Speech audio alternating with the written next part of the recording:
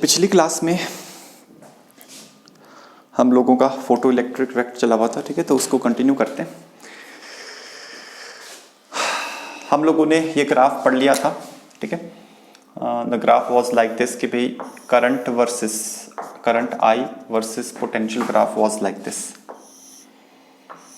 यहां से ऐसे करके it was like this, this was called as the stopping potential, ठीक है। ये जो था this was V not and it was called as the stopping potential, हमने इसको कहा था, ठीक है।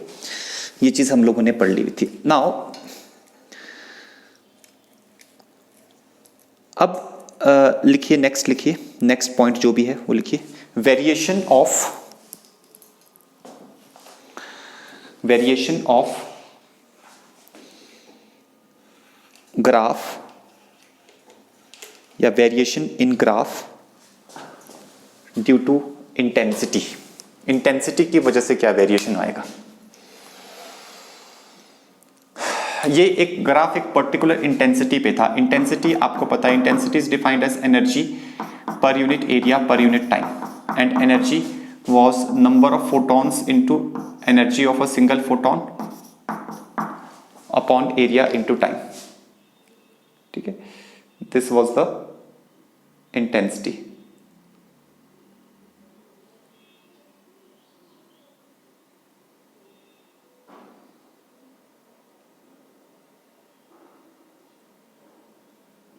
आयुष अपना ऑडियो ऑफ रखो, वीडियो ऑन रखो, आपकी आवाज सुनाई दे रही है।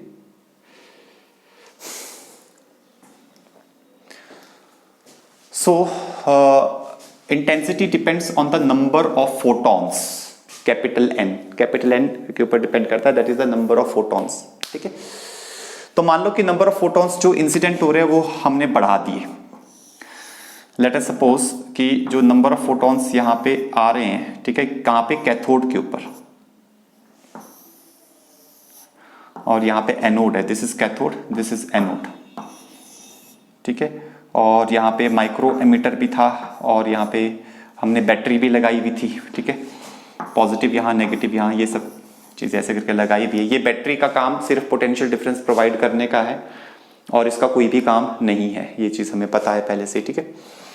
तो यहां से जो इस विंडो से जो फोटॉन्स आ रहे हैं, अगर हमने वो नंबर ऑफ फोटॉन्स बढ़ा दिए, नंबर ऑफ फोटॉन्स अगर हमने इंक्रीज कर दिए, ठीक है, तो नंबर ऑफ फोटॉन्स इंक्रीज कर दिए तो क्या होगा, तब ज्यादा इलेक्ट्रॉन्स भी बाहर निकलेंगे,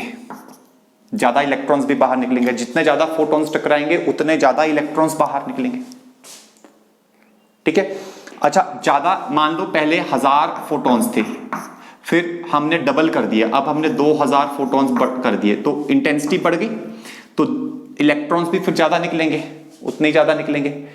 अगर इलेक्ट्रॉन्स उतने ज्यादा निकलेंगे तो यहां से इलेक्ट्रॉन्स फिर ज्यादा यहां पहुंचेंगे, तो यहां से जो करंट फ्लो कर रहा होगा, इलेक्ट्रॉन्स तो ऐसे फ्लो कर रहे होंगे, करंट वैसे फ्लो कर रहा होगा, वो करंट बढ़ जाएगा। तो वो करंट बढ़ जाएगा, तो यहां पर क्या होता है, इंटेंसिटी बढ़ाने के साथ सैचुरेशन करंट बढ़ जाता है। सैचुरेशन करंट आपको याद होगा, this is the saturation current, ठीक है, आई नॉट। इंटेंसिटी बढ़ाने के साथ सैचुरेशन करंट जो है वो इंक्रीज कर जाता है, ठीक है। तो ग्राफ कैसा बनता है, the graph is somewhat like this, यहां से ऐसे करके, ठीक है। मान लीजिए ये नीचे वाला ग्राफ था इंटेंसिटी I1 पे, ऊपर वाला जो ग्राफ है it is eight intensity I2,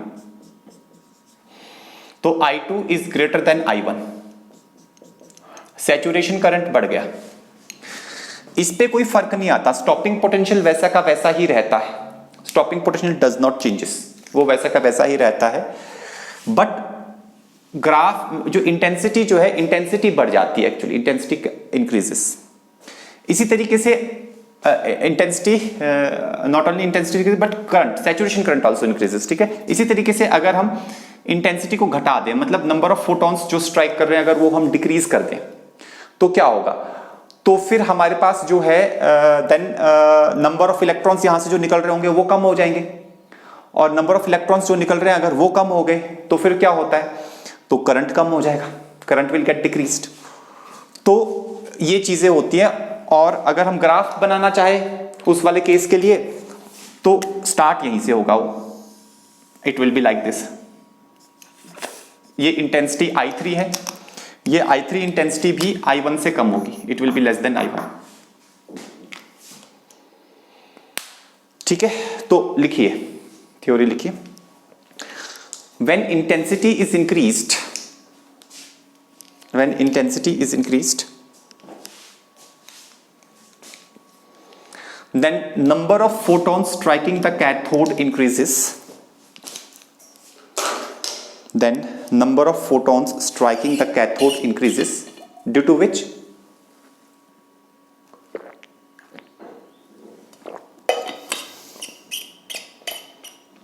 number of photons striking the cathode increases, due to which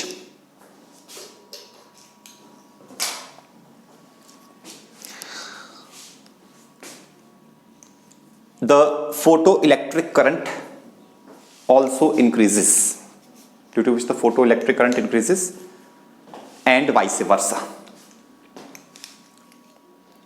and vice versa।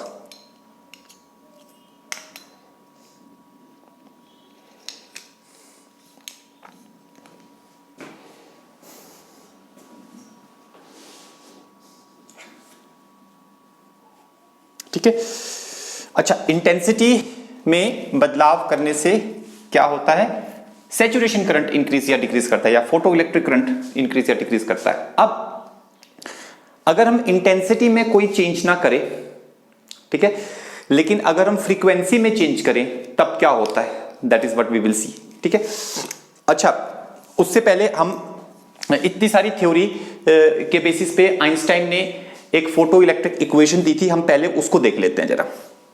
ठीक है, तो write down photo electric equation.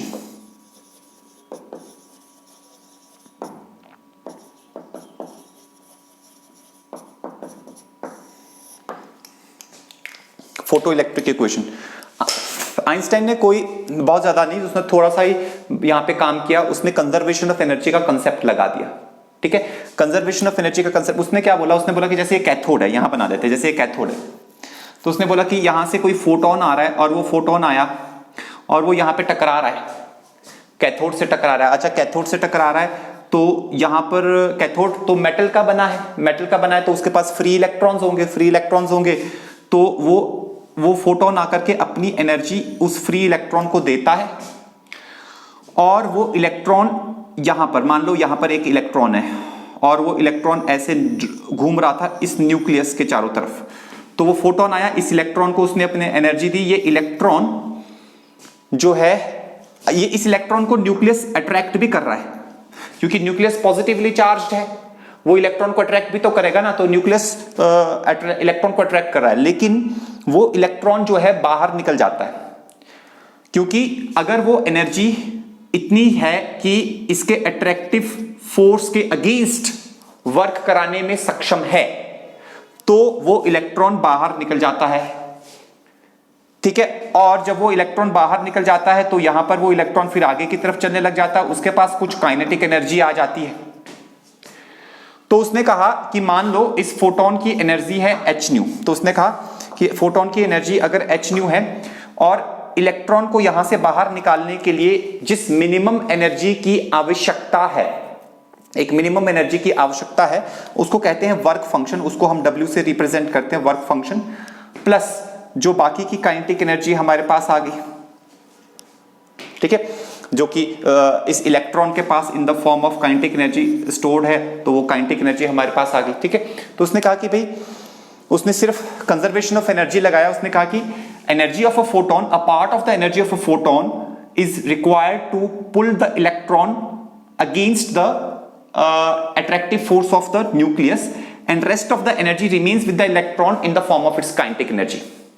ठीक है, तो लिखो फोटो इलेक्ट्रिक इक्वेशन में लिखिए, यही स्टेटमेंट लिखिए, अ part of energy of the photon, a part of energy of the photon is required, a part of energy of the photon is required to pull the electron, to pull the free electron against the attractive attractive force from nucleus, attractive force by nucleus against the electric force by nucleus, and rest of the energy remains with electron, and rest of the energy remains with electron in the form of its kinetic energy, in the form of its kinetic energy.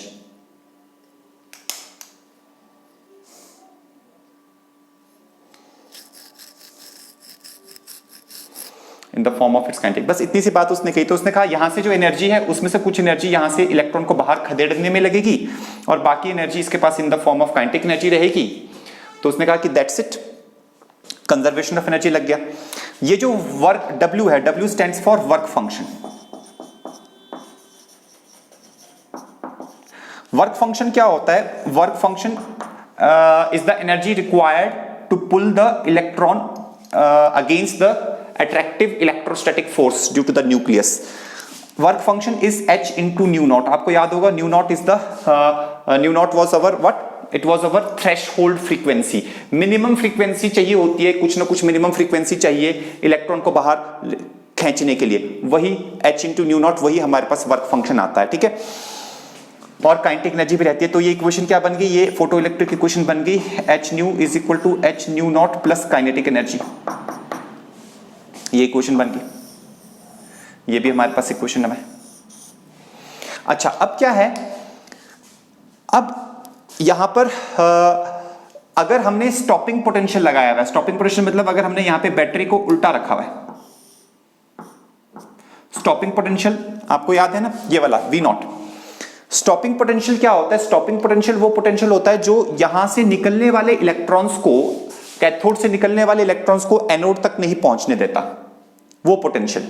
ठीक है, stopping potential की हम definition ऐसे भी याद कर सकते हैं कि stopping potential is that potential which stops the most energetic electrons, क्योंकि यहां से तो करोड़ों इलेक्ट्रॉन्स निकल रहे होंगे, उनमें से जो सबसे ज्यादा एनर्जेटिक इलेक्ट्रॉन है, most energetic electron from reaching the anode. इसका मतलब क्या हुआ? देखो, इसका मतलब ये हुआ, मान लो कि यहां से एक इलेक्ट्रॉन निकला, वो एकदम सीधी डायरेक्शन में था और उसके पास काइनेटिक एनर्जी थी Ke, और पॉजिटिव यहां लगा हुआ था और नेगेटिव यहां लगा हुआ था। तो इस इलेक्ट्रॉन को पॉजिटिव ने अट्रैक्ट किया, नेगेटिव ने रिपेल किया। इलेक्ट्रॉन उस तरफ जा रहा था, उसके पास वेलोसिटी थी उस तरफ जाने के लिए, लेकिन पॉजिटिव नेगेटिव की वजह से वो रिटार्ड करता जाता है, रिटार्ड करता जाता है, रिटार्ड करता जाता है, रिटार्ड करते करते अगर वो एकदम इसके पास पहुंचता है, नेगेटिव प्लेट के पास पहुंच करके टच नहीं करेगा, remember this thing, it doesn't touches the negative plate, उसके एकदम पास पहुंचता है, पास पहुंच करके वहां से ही वापस हो लेता है, वहां पर उसकी वेलोसिटी जीरो हो जाती है और वापस वो कैथोड तक आ जाता है। If this happens then that potential is called as the stopping potential. तो सबसे ज्यादा एनर्जेटिक इलेक्ट्रॉन भी एनोड तक नहीं पहुंच पाया, बाकी जो इलेक्ट्रॉन्स होंगे वो तो हो सकता है आधे रास्ते से ही वापस आ गए हो। तो इसीलिए stopping potential is defined for stopping potential V naught is defined for the most energetic electron, taking in context to the most energetic electron, जो most energetic electron है उसको ध्यान में रखते हुए stopping potential की definition जो है वो बनाई गई है। ठीक है, अब जो है मतलब डेफिनेशन लिखने की जरूरत नहीं, आपको सिर्फ अंडरस्टैंडिंग होनी चाहिए स्टॉपिंग पोटेंशियल की। तो अब हम यहाँ पे एक छोटा सा काम करने जा रहे हैं। हम यहाँ पे काइनेटिक एनर्जी के लिए मान लो ये पॉइंट, हम एक एक्सप्रेशन निकालेंगे काइनेटिक एनर्जी के लिए। मान लो ये पॉइंट ए है या पी ले लेते हैं, इस पॉइंट को ले लेते हैं पी, और ये जो पॉइंट है ये पॉइंट है क्यू। तो अगर हम लगाएं work done by electrostatic force is equal to Q into delta V. आपको याद होगा इलेक्ट्रोस्टैटिक्स में हम ये फॉर्मूला करते हैं, work done is equal to Q into delta V. तो या फिर हम इसको ऐसे भी कर सकते हैं, kinetic energy is equal to Q into delta V, वो भी ठीक होता है। Kinetic energy is equal to Q into delta V, या change in kinetic energy is equal to Q into delta we.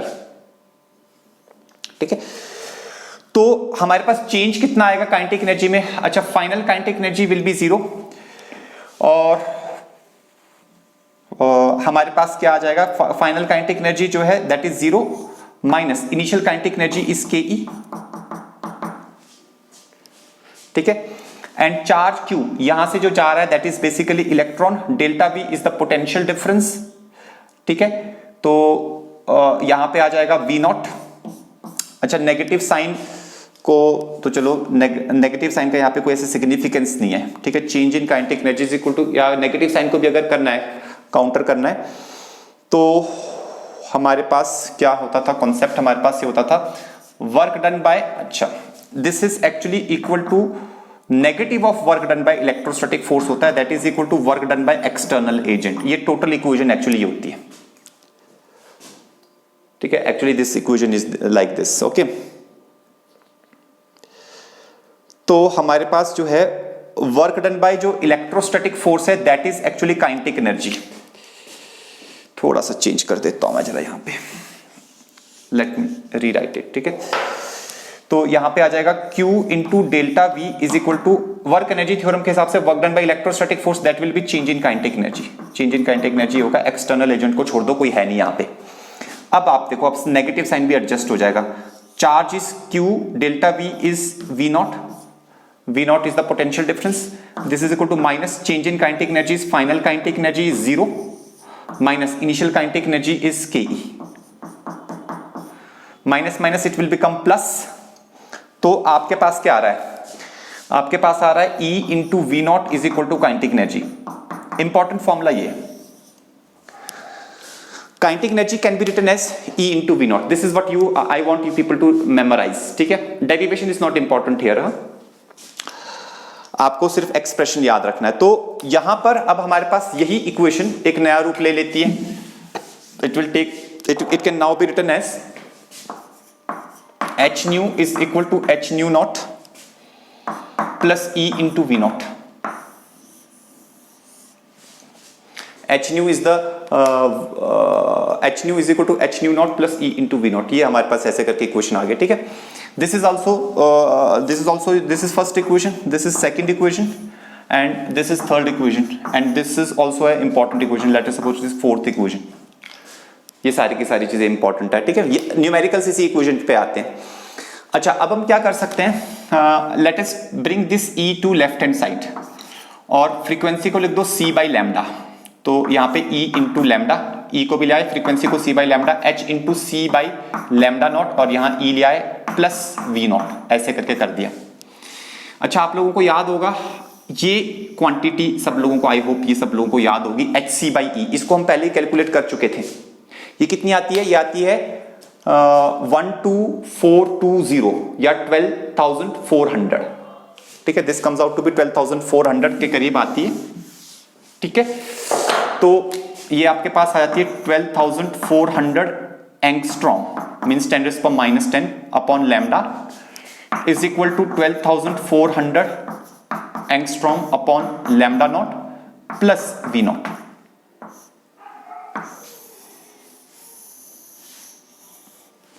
$12,400 upon lambda angstrom है ना, इस तरीके से इस इक्वेशन को यूज कर सकते हैं। So this is, let us suppose this is equation number 5।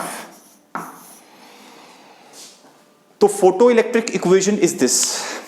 ये फोटो इलेक्ट्रिक इक्वेशन के बारे में आइंस्टाइन ने बताया था, and this equation was on the basis of the principle of conservation of energy, ठीक है। Principle of conservation of energy के ऊपर बेस्ड थी ये फोटो इलेक्ट्रिक इक्वेशन, ठीक है।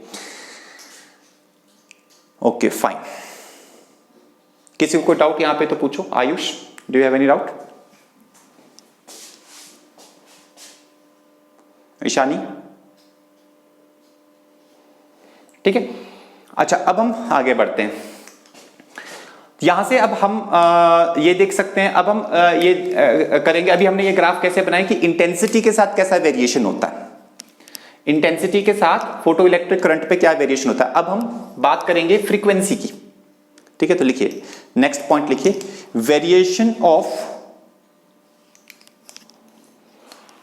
Variation of graph due to the frequency, variation of graph due to the change in frequency.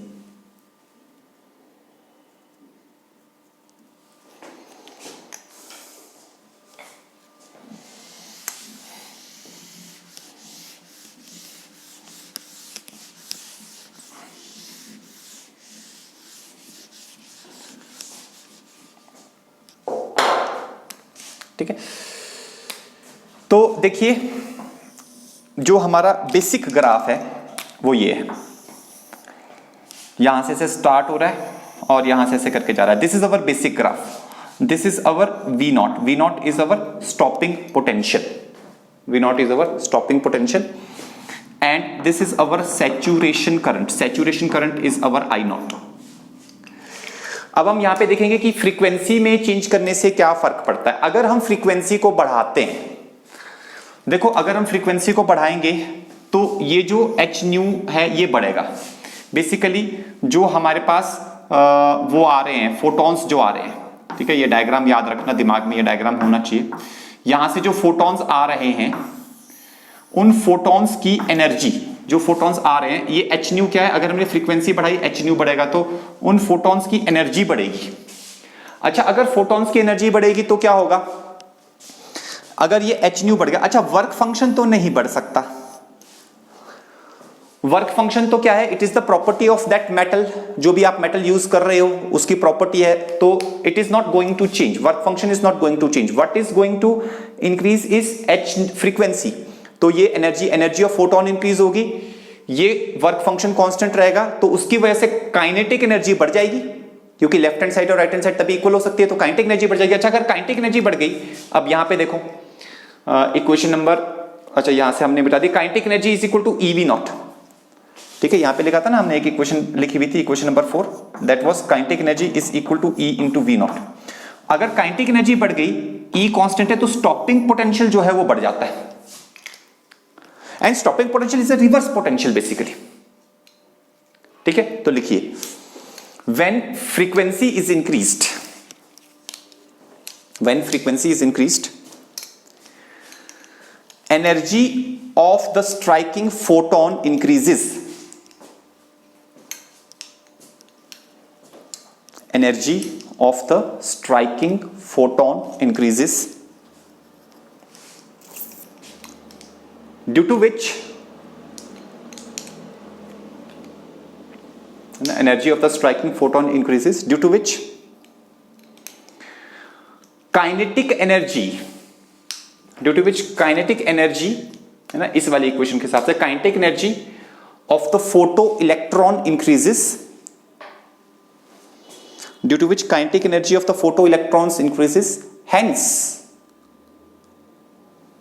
hence the stopping potential decreases,